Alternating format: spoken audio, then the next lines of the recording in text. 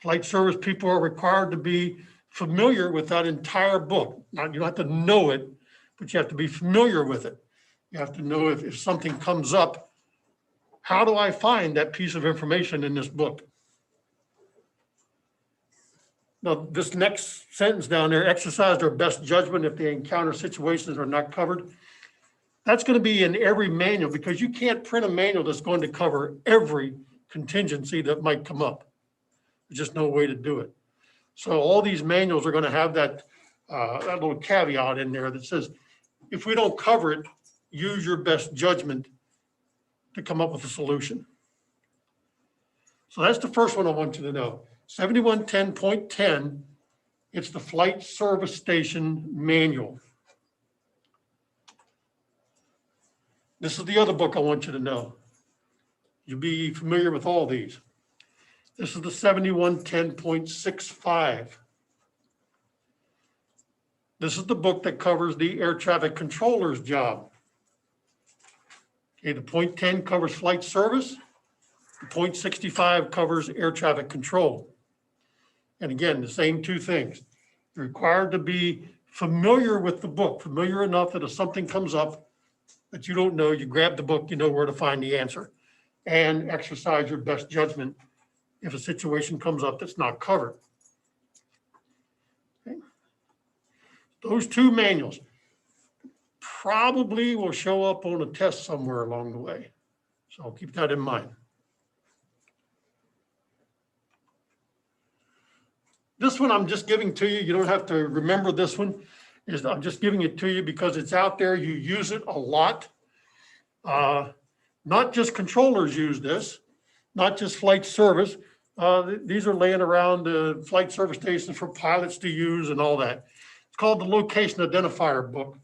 Officially, the 7350.9, nobody calls it that. Everybody calls it the Location Identifiers.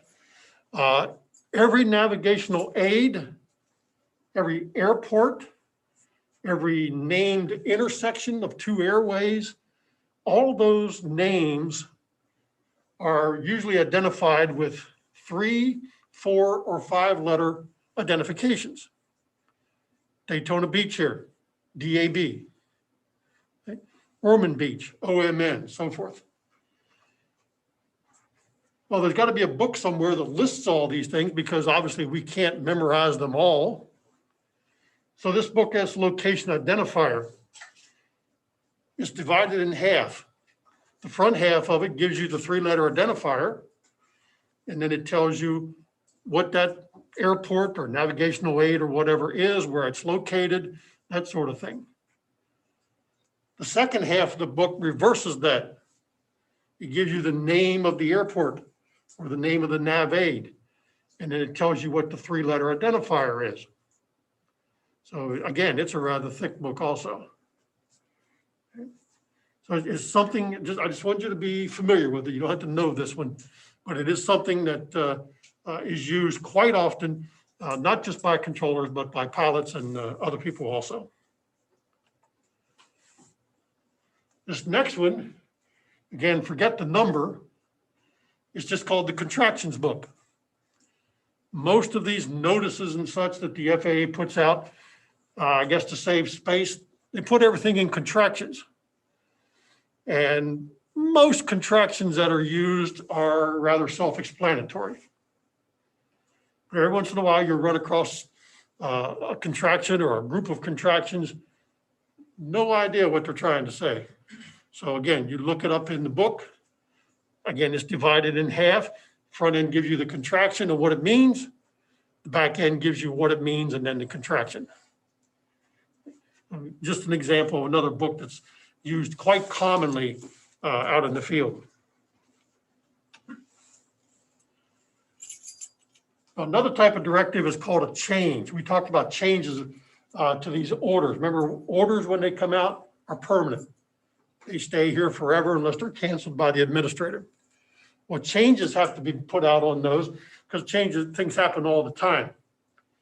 Changes will add, delete, or modify anything that's already in an order.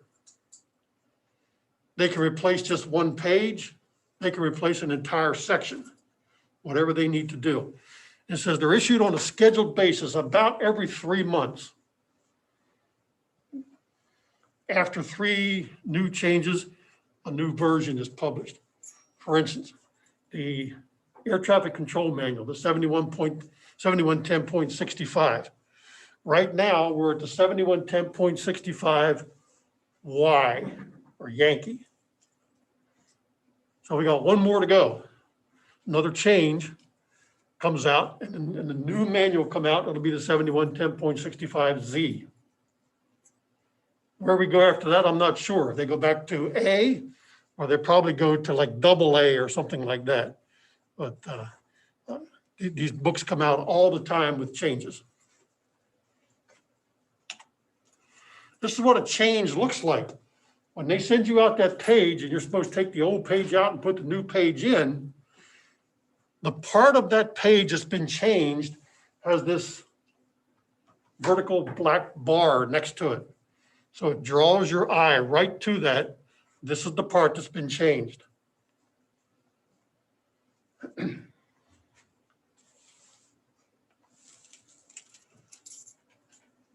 Okay. Any questions on orders or their changes? Okay, another type of directive that the FAA sends out quite often are called notices. Notices give temporary direction, or they make one-time announcements. It says they're used for emergencies or in situations that require immediate notification and action. They can't wait for a new publication to come out. Notices usually remain in effect for 1 year, and then they self-cancel. Sometimes if it's not that vital, they'll put a cancellation date on it. So it says it'll cancel 3 months from now or whatever. There's 3 types of these. You can see in there, G-Not, Re-Not, and Sur-Not. G-Not means general notice. General notices are issued by FAA headquarters, and they cover everybody. They are FAA-wide, countrywide. After you get through all the explanations, you finally get down to what this notice is about, this G-Not. All air traffic specialists shall be paid triple time and given 2 hours for lunch on the date of their birth. Yeah, right. That would be nice. It's not going to happen. But that's just a silly example of what a general notice might do. Like I say, it covers the entire country. It's FAA wide.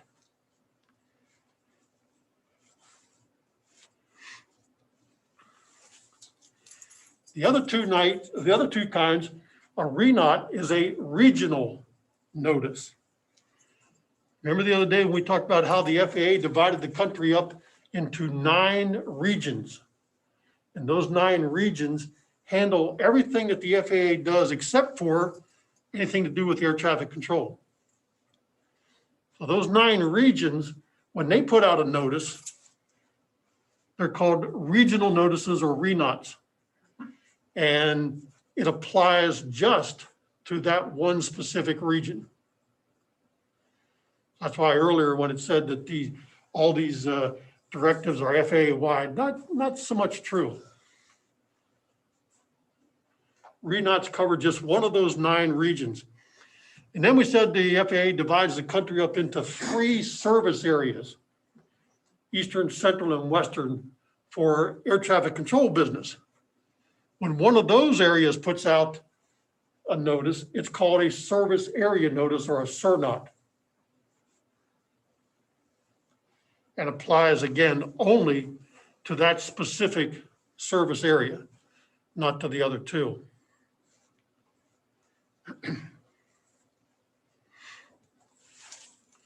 Okay, any questions there?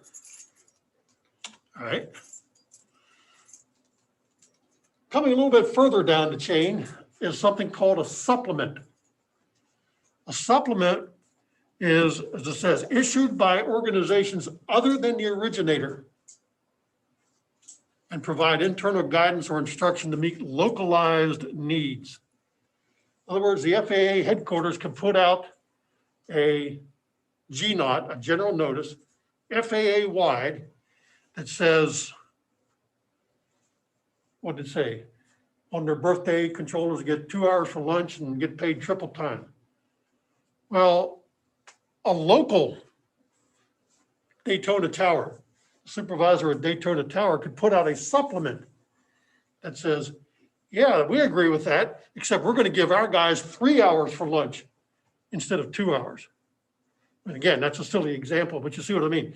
It's something that's localized just for one specific site, and it adds to a notice of a higher level that comes out, either an order or a G-Naught or something like that. It says it's used to consolidate instructions from different levels into a single directive. They could put out an order and then 3 or 4 changes to that, and then the local area can get together and put out a supplement to enhance that even further. So lots of things out there that you have to become familiar with, especially those of you going on to be in the air traffic control field. What they do, because there's so many changes and notices and all that come out pretty much every day, what they do when you go to work as a controller, first 10 minutes or so after you get to the facility, you look into what is called the Today binder. And you're required to read this and then sign that you've read it. And the Today binder is everything that came out today. That's why they call it the Today binder. And you go into work the next day and you read the Today binder again, and there may be something new in there again. So that's how they know that you get all these supplements and orders and notices and all that, by making you read what's called the Today binder. Another manual that I've become very familiar with is called the Aeronautical Information Manual, or the AIM.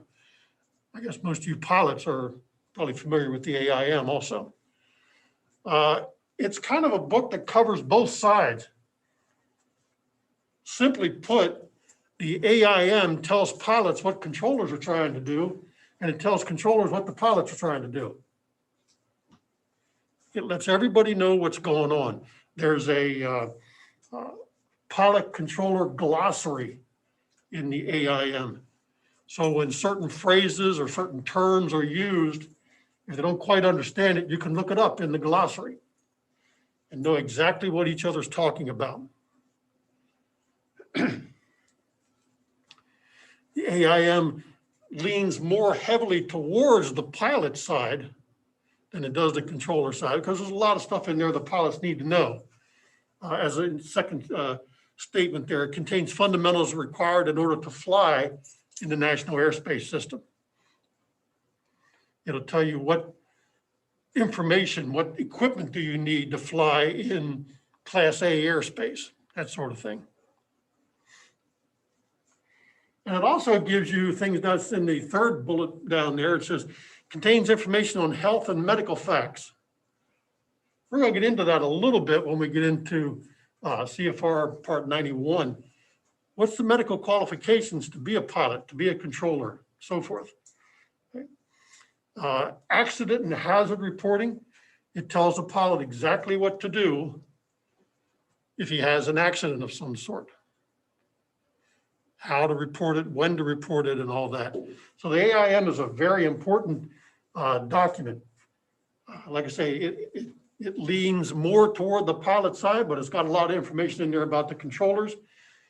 And controllers in the facilities always have a current AIM laying close by that they can pick up and read.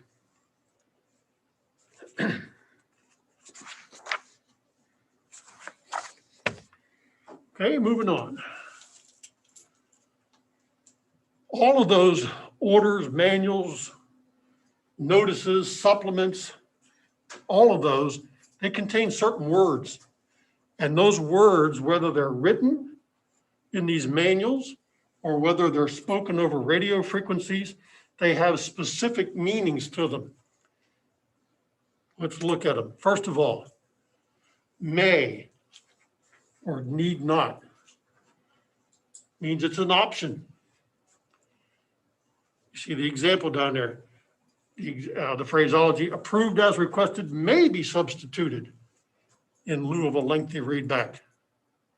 Or you can read back the entire thing. So it's an optional kind of word. Next one, shall or must, just what it says. No option there. Okay. Controllers shall exercise their best judgment. There's no option there. Shall not or must not, of course, just the opposite.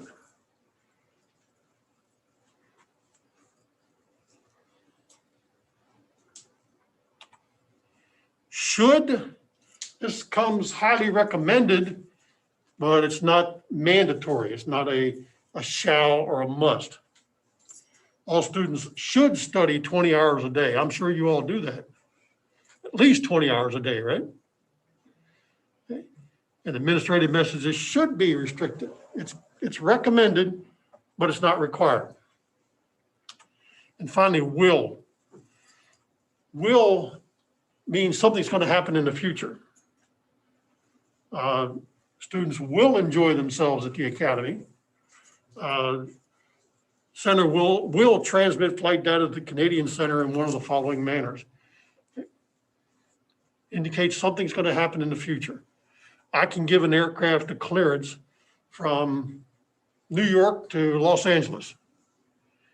And I give them the route of flight, I give them the altitude, all that kind of stuff. And at the end, just to give him a heads up, I can tell him, you will expect to make an ILS to runway 27 right at Los Angeles. It gives him a heads up what's going to happen to him in the future when he gets out there. All right. Questions there? All right, rolling right along here. Okay, which of those documents provide flight service procedures? Who remembers? 7110.10, very good. How about which one of control provides air traffic control procedures? 0.65.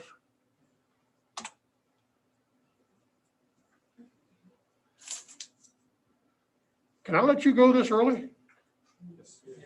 I guess I can. Unless you want to do another lesson. Now, some of these lessons, like this one, are fairly short. Not much, I mean, I can stand up here and talk if you want, but no sense in doing that. Okay? You guys know who these are, right?